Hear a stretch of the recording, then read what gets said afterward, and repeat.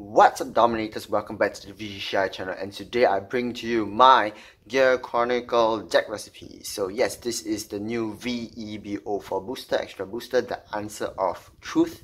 And inside there are 3 clans featuring Gear Chronicle, Genesis, and Great Nature. Fun fact, if you don't know that, all the 3 clans inside this booster all start with the letter G.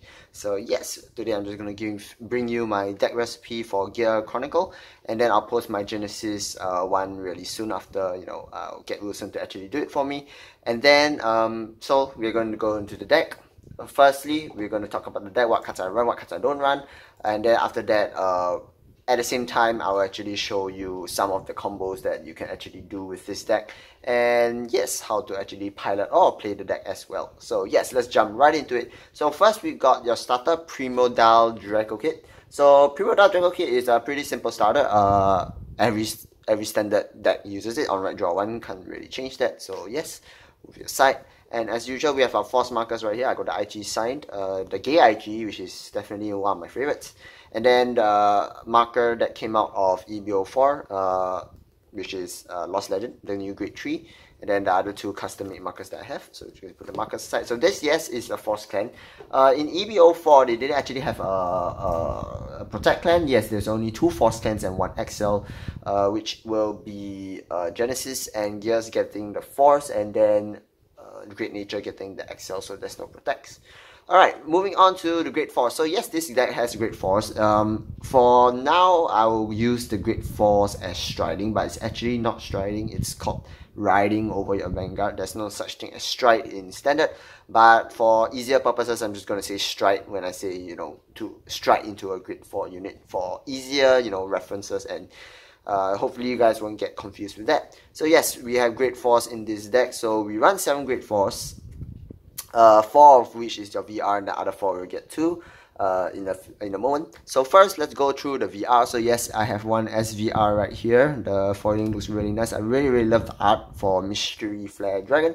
So the full name is Interdimensional Dragon, Mystery Flare Dragon. Skill is pretty much similar to the old one. The old one is Counter Blast 4. If your Vanguard attack hits, you bind the top 4 cards of your deck. If it's all different grades, you get an extra turn. So this is almost the same, but a little bit different.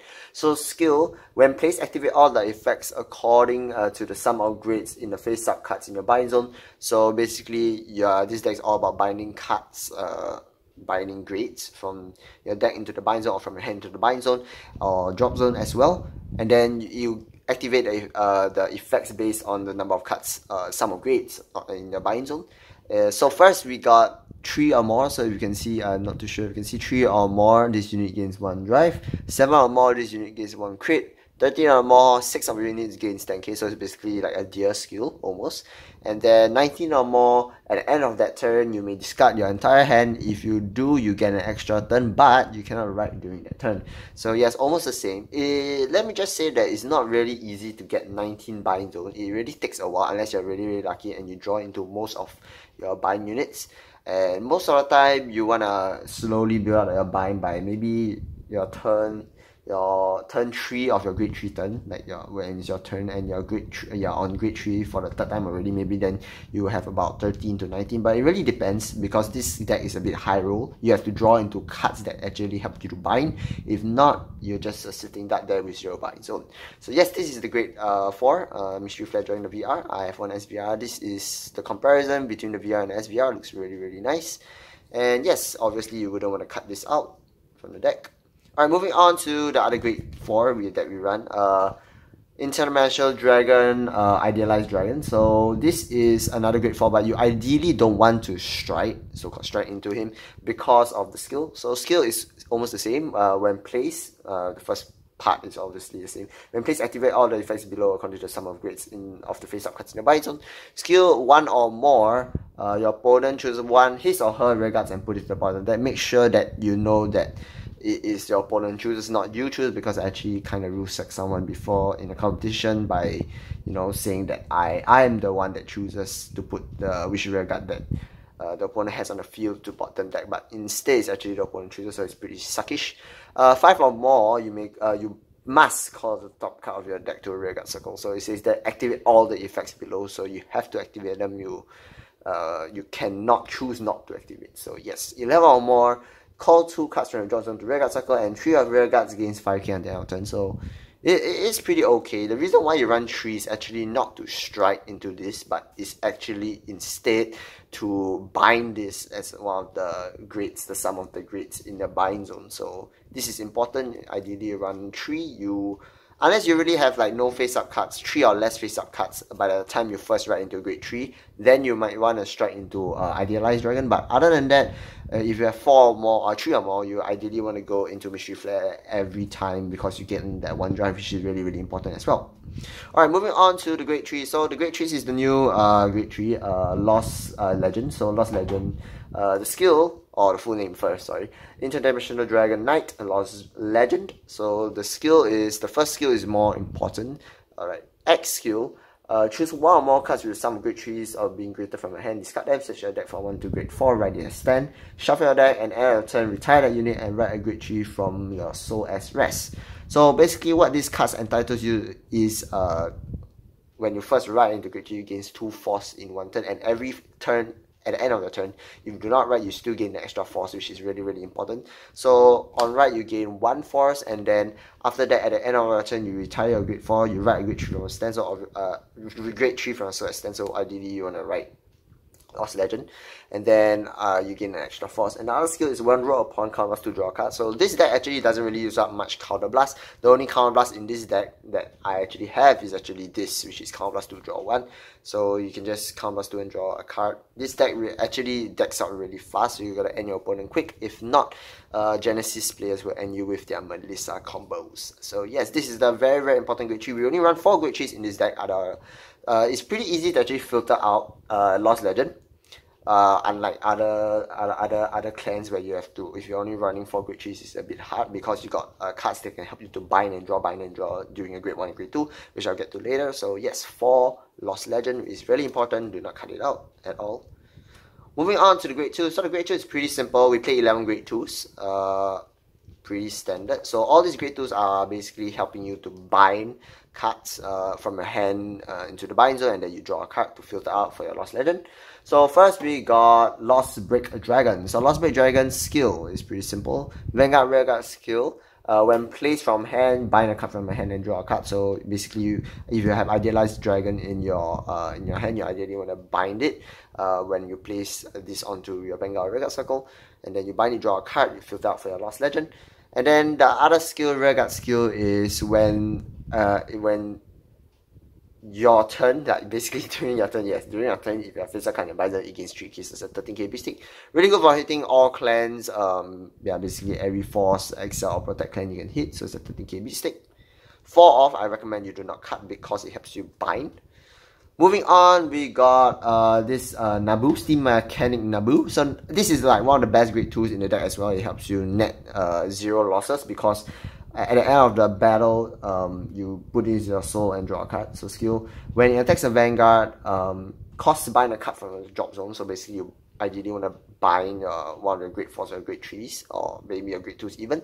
And your opponent cannot call grade 1 or greater cards from his or her hand until the end of the battle. And at the end of the battle, you put this unit into your soul and draw a card. So it nets you back the card that you just called. So you called Naboo. At the end of the turn, you draw a card. So you basically net 0. At the same time, it's a guard history of grade 1 and above. You combine it with another card later. I'll show you the grade 1. It's basically almost unguardable if you have the 30 or more sums and you're into Mystery Flare Dragon, where your whole field gains 10k with force markers as well. So yes, it is really good, and it helps you bind the card from the drop zone. So ideally what you want to do in the early game is to bind your grade 4. So if you have this and this on hand, you may just want to fail guard. Fail guard means you just guard with your grade 4 and it goes into the drop zone, and then the attack will still go through. Obviously you still take damage, but in exchange, cards like, you know, Naboo, or your cards like this Lost Break Dragon will help you bind them, and this card will help you bind from the drop zone as well, which is important. So this is another grade 2 called Steam Hunter Lipid. Yes, Steam Hunter Lipid. So skill is when placed from hand, you bind a card from the drop zone and this unit gains 3k. That's all basically it, but it helps you bind, so it's really simple. You may fail guard using any one of your grade 4s or grade 3s, and then call her down, place from hand, bind a card from the drop zone, you gain 3k, so it's 13k beat stick. Really, really good. So 3 off. Alright, so that's basically for the grade 1. So now, grade 2s. Now we're moving on to the grade 1s. So skill for this grade 1, this is the strike for the Wedge Move Dragon, is very, very important. If you're starting second, this is like one of the best starter to ride and to attack, because the skill is Auto Vanguard Circle. When this unit attack hits, bind a card from your hand and draw a card. So you may, if you're starting turn 2, it means you're attacking first. So most of the time, your opponent will no guard for this, or if they want, they'll guard it. But it helps you filter out for your Lost Legend as well. So on hit, you bind one of your grade 4s, or any card basically to build up for your bind zone, and then you draw a card. And then the skill for the second one is continuous hand from hand. When this card will be discarded, it's discarded as a grade 3, so it's basically a strike fodder. Pretty simple. 4 off, I recommend you don't cut, because it really sucks to drop like 2 grade 2s to actually strike, or like, you know, drop 3 grade 1s to actually strike. It really sucks. So this helps you to so-called strike easily. Right, moving on, we got this Prompty Worker. Prompty Worker is one of the most important cards in your deck as well, because of the skill. So the skill of her is, when placed from hand, put up to 1 card from drop zone onto the bottom of the deck with per grade or greater, so +2 draw a card. So basically, if you're running out of Mystery Flares, or sometimes when you draw into Mystery Flare Dragons, and you want to, you know, make it go back into your deck, because you obviously want to strike using Lost Legend. So you may just discard Mystery Flare for, let's just say, Kanzengar, or you want to fail guard, is fine as well. Just throw an extra guard. And then on your turn, because Lost Legend is an X skill, before you strike, you may call down units, do whatever shenanigans you want to do before you strike. If you have no more Mystery Flares and in your drop zone, and you happen to have her, it's really good, because you can recycle before you even strike. So you place her down during your turn, and then you return Mystery Flash, so +2 draw 1, so that's a net back 1 for you. And then when you strike, you may pick up the bottom card, which is most likely a Mystery Flash, because you're going to send it to bot deck, and you just strike over your Vanguard. It's really good. I recommend you do not play 4 or less. It really helps you to recycle. Very important. Alright, moving on to the last 2 grade 1s that I play. So 2 grade 1s, yes. First, we're going to go through Steam Fighter Mimine. Yeah, hopefully I know how to pronounce the name. So skill is, once per turn when your Vanguard is placed, draw a card and discard a card from hand. You discard a creature greater, throw your unit, gain 5k. So yes, I'm really torn between this and this. So this guy's skill is Steam, this guy's name is Steam Scarlane.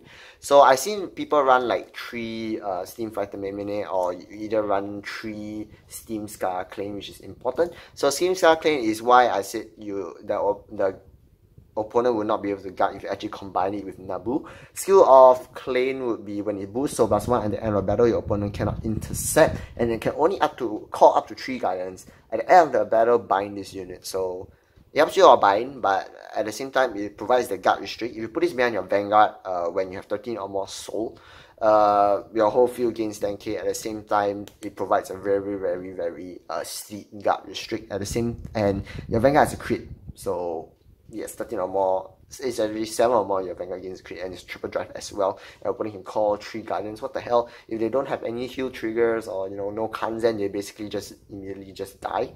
So it's important. I run 1, and then Mimine is a 6k base as well, as you can see right here. That's one of the reasons why I don't want to run 3 of her and run 1 Kalin instead. But ideally, you want to just switch you ideally just want to run full 3 clans, or just full 3 Mimines.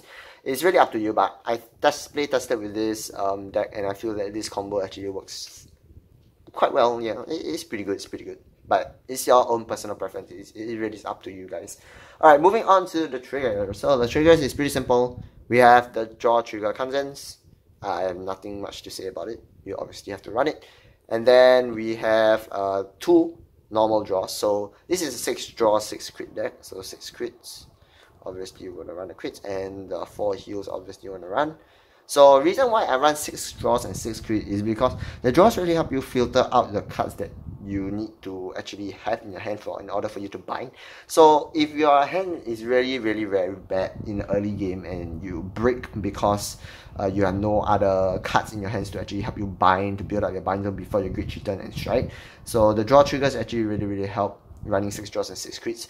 But take note that if you're running this kind of build, you might deck out really quickly, so you really need to end your opponent fast. If not, by the time with Genesis, Melissa running around, it is really hard to actually deal with that card. I don't understand why Bushido gave Genesis the stupid AF card. It helps to mill your deck so much faster that you immediately just deck out by the time you can even get the chance to end your opponent.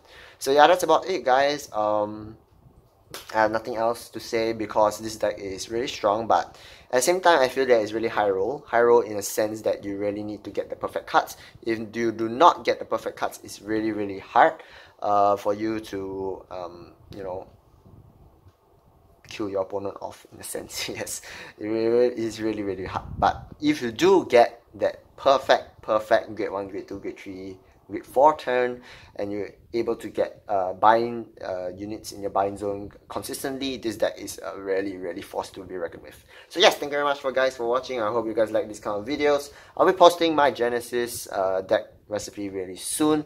And yep, that's about it, guys. I'll see you guys next time. This is VG Shy, and I'm out. Peace.